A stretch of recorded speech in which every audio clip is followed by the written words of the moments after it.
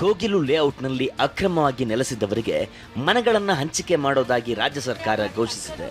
ಇದನ್ನು ವಿರೋಧಿಸಿ ಸೋಮವಾರ ಬೃಹತ್ ಪ್ರತಿಭಟನೆಗೆ ಬಿಜೆಪಿ ಸಜ್ಜಾಗಿದೆ. ಆದರೆ ಫ್ರೀಡಂ ಪಾರ್ಕ್ ಹೊರತುಪಡಿಸಿ ಬೇರೆ ಎಲ್ಲೂ ಪ್ರತಿಭಟನೆ ನಡೆಸದಂತೆ ಬಿಜೆಪಿ ನಾಯಕರಿಗೆ ಪೊಲೀಸರು ನೋಟಿಸ್ ಜಾರಿ ಮಾಡಿದ್ದಾರೆ. ಬಾಗಲೂರು ಮುಖ್ಯ ರಸ್ತೆಯಲ್ಲಿರುವ ಕಂಟ್ರಿ ಕ್ಲಬ್ ಬಳಿ ಪ್ರತಿಭಟನೆಗೆ ಬಿಜೆಪಿ ನಿರ್ಧರಿಸಿದೆ. ಆದರೆ ಬಿಜೆಪಿ ಬೆಂಗಳೂರು ಉತ್ತರ ಜಿಲ್ಲಾಧ್ಯಕ್ಷ ಎಸ್ ಹರೀಶ್ಗೆ ನೋಟಿಸ್ ನೀಡಿರೋ ಪೊಲೀಸರು ಫ್ರೀಡಂ ಪಾರ್ಕ್ನಲ್ಲಿ ಪ್ರತಿಭಟನೆ ನಡೆಸಿ, ಇದರ ಹೊರತುಪಡಿಸಿ ಬೇರೆ ಕಡೆ ಪ್ರತಿಭಟನೆಗೆ ಅವಕಾಶ ಇಲ್ಲ ಅಂತ ಬಾಗಲೂರು ಠಾಣೆ ಪೊಲೀಸರು ನೋಟಿಸ್ ಜಾರಿ ಮಾಡಿದ್ದಾರೆ. ನಟ ಯಶ್ ತಾಯಿ ಪುಷ್ಪಾ ವಿರುದ್ಧ ಭೂ ಒತ್ತುವರಿ ಆರೋಪ ಕೇಳಿ ಬಂದಿದೆ. ಹಾಸನದ ವಿದ್ಯಾನಗರದಲ್ಲಿ ಯಶ್ ತಾಯಿ ಪುಷ್ಪಾ ನಿವಾಸ ಇದೆ.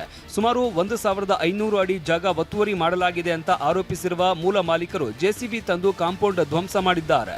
ಯಶ್ ತಾಯಿ ವಿರುದ್ಧ ಕಿಡಿಕಾರಿದ ಜಿಪಿಎ ಹೋಲ್ಡರ್ ದೇವರಾಜು ಪುಷ್ಪಾ ಅವರು ಮಾತುಕತೆಗೆ ಕರೆದಾಗ ಬರೋದಾಗಿ ಹೇಳಿ ಬರಲಿಲ್ಲ. ಈಗ ಕೋರ್ಟ್ ಆದೇಶದಂತೆ ತೆರವು ಮಾಡಲಾಗಿದೆ ಎಂದಿದ್ದಾರೆ.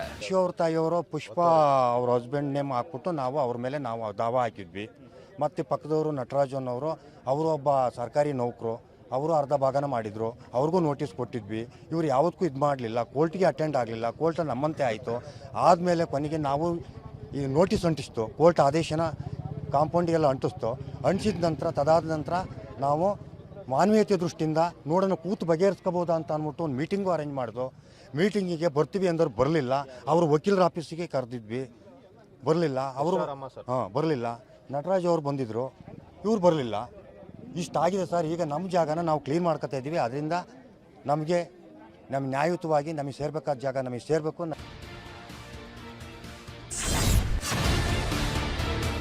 ಒತ್ತುವರಿ ಆರೋಪ ನಿರಾಕರಿಸಿರುವ ಯಶ್ ತಾಯಿ ಪುಷ್ಪಾ ತಮ್ಮ ವಿರುದ್ಧ ಆರೋಪ ಮಾಡಿದಂತ ವ್ಯಕ್ತಿ ಬ್ಲಾಕ್ ಮೇಲ್ ಮಾಡ್ತಾನೆ ಅಂತ ಹೇಳಿದ್ದಾರೆ. ಬಟ್ ನಾವ್ ತಗೊಂಡ್ 6-7 ವರ್ಷ ಆಯ್ತು. ಕಾಂಪೌಂಡ್ ಹಾಕೋಗ್ಲು ನಮ್ದು ಅಂತ ಹೇಳ್ತಾ ಇದ್ರು. ನಿನ್ನ ಹತ್ರ ಏನಿದೆ ತಗೋಬಪ್ಪ ಅಂದ್ವಿ, ಅವ್ನು ಬರ್ಲಿಲ್ಲ. ಬಟ್ ನಾವು ಮತ್ತೆ ಹಿಂಗೆಲ್ಲ ಮಾತಾಡ್ತಿದ್ದಾನಲ್ಲ ಅಂತ ಲಾಯರ್ಗೆ ಹೇಳಿಕ್ಕೆ ಒಂದು ಕೋರ್ಟಿಂದ ಒಂದು ಕ್ಲಿಯರೆನ್ಸ್ ತಗೊಳ್ಳೋಣ ಅಂತ ಕೋರ್ಟಿಗೆ ಹಾಕಿದೀವಿ. ಅವ್ನು ಅಷ್ಟ್ರಲ್ಲಿ ಏನೋ ಗೊಂದಲ ಮಾಡ್ಕೊಂಡು ನಮ್ ಲಾಯರ್ ಬಂದಿದಾರಂತೆ, ಅಲ್ಲಿ ನೋಡಿದಾರೆ, ಮಾತಾಡ್ತಾರೆ ಅವ್ರ ಲಾಯರ್. ಇನ್ನು ನ್ಯಾಯಾಲಯದಲ್ಲಿ ಅಂತ ಯಾವುದೇ ಆದೇಶ ಆಗಿಲ್ಲ, ಅಕ್ರಮವಾಗಿ ಬಂದು ಕಾಂಪೌಂಡ್ ಒಡೆಯಲಾಗಿದೆ ಅಂತ ಪುಷ್ಪಾ ಪರ ವಕೀಲ ಸಂಜಯ್ ಹೇಳಿಕೆ ನೀಡಿದ್ದಾರೆ. ಸರ್, ಸಂಪೂರ್ಣ ದಾಖಲಾತಿಗಳನ್ನ ಪರಿಶೀಲಿಸಿದ ನಂತರ ಅವರು ಪ್ರಾಪರ್ಟಿನ ಪರ್ಚೇಸ್ ಮಾಡಿದ್ದಾರೆ. ಅವರು ಸ್ವಾಧೀನದಲ್ಲಿ ಇದ್ದಾರೆ. ಈಗಾಗಲೇ ಅವರು ಏನು ನ್ಯಾಯಾಲಯದಿಂದ ಆದೇಶ ಪಡ್ಕೊಂಡಿದೀವಿ ಅಂತ ಹೇಳ್ತಾರೆ. ಯಾವುದೇ ರೀತಿ ಆದೇಶ ಅವ್ರಿಗೆ ಆಗಿಲ್ಲ. ಈತ ಸೈಟ್ ಸ್ವಾಧೀನ ಪಡೆದು ಹಾಕಿದಂತ ಬೋರ್ಡ್ ತೆರವು ಮಾಡಲು ಯಶ್ ತಾಯಿ ಬೆಂಬಲಿಗರು ಯತ್ನಿಸಿದ್ರು. ಈ ವೇಳೆ ದೇವರಾಜ್ ಕಡೆಯವರು ಹಾಗೂ ಪುಷ್ಪಾ ಕಡೆಯವರ ನಡುವೆ ವಾಗ್ವಾದ ನಡೆಯಿತು. ದರ್ಶನ್ ಪತ್ನಿ ವಿಜಯಲಕ್ಷ್ಮಿಗೆ ಅಶ್ಲೀಲ ಕಮೆಂಟ್ ಹಾಕಿದ್ದ ಕೇಸ್ನಲ್ಲಿ ಬೆಂಗಳೂರಿನ ಸಿಸಿಬಿ ಪೊಲೀಸರು ಮತ್ತಿಬ್ಬರು ಆರೋಪಿಗಳನ್ನ ಬಂಧಿಸಿದ್ದಾರೆ. ಹುಬ್ಬಳ್ಳಿಯಲ್ಲಿ ಪೆಟ್ರೋಲ್ ಬಂಕ್ ಮ್ಯಾನೇಜರ್ ಆಗಿರುವ ನಾಗರಾಜ್ ಹಾಗೂ ಧಾರವಾಡದಲ್ಲಿ ಆಡಿಟರ್ ಆಗಿ ಕೆಲಸ ಮಾಡುತ್ತಿದ್ದ ಪ್ರಶಾಂತ್ ತಳವಾರ್ನನ್ನ ಬಂಧಿಸಲಾಗಿದೆ. ಪ್ರಕರಣದಲ್ಲಿ ಈವರೆಗೆ ಬಂಧನಕ್ಕೊಳಗಾದವರ ಸಂಖ್ಯೆ 4ಕ್ಕೆ ಏರಿಕೆಯಾಗಿದೆ. ಈ ಹಿಂದೆ ಬೆಂಗಳೂರಿನ ಚಿಕ್ಕಬಾಣಾವರದ ಆಟೋ ಚಾಲಕ ಚಂದ್ರು ಹಾಗೂ ದಾವಣಗೆರೆ ಮೂಲದ ಎಂಜಿನಿಯರ್ ನಿತಿನ್ ಬಂಧಿಸಲಾಗಿತ್ತು. ಕೊಲೆ ಕೇಸ್ನಲ್ಲಿ ಜೈಲು ಸೇರಿರುವಂತಹ ಪವಿತ್ರ ಗೌಡಗೆ ಶಾಕ್ ನೀಡಲು ಜೈಲಾಧಿಕಾರಿಗಳು ಮುಂದಾಗಿದ್ದಾರೆ. ಕಾರಾಗೃಹದಲ್ಲಿ ಮನೆ ಊಟ ಕೇಳಿದಂತ A1 ಪವಿತ್ರ ಗೌಡಗೆ ಕೋರ್ಟ್ ಮನೆ ಊಟ ನೀಡಲು ಅನುಮತಿ ನೀಡಿತ್ತು. ಇದೀಗ ಕೋರ್ಟ್ ಆದೇಶ ಪ್ರಶ್ನಿಸಿ ಮೇಲ್ಮನವಿ ಸಲ್ಲಿಸಲು ಕಾರಾಗೃಹದ ಜೈಲಾಧಿಕಾರಿಗಳು ಮುಂದಾಗಿದ್ದಾರೆ. ಜೈಲಿನಲ್ಲಿ ನೀಡುವ ಆಹಾರವನ್ನೇ 4700 ಕೈದಿಗಳು ಸೇವಿಸುತ್ತಿದ್ದಾರೆ. ಜೈಲಿನಲ್ಲಿ ಉತ್ತಮ ಗುಣಮಟ್ಟದ ಆಹಾರವನ್ನೇ ನೀಡಲಾಗ್ತಿದೆ.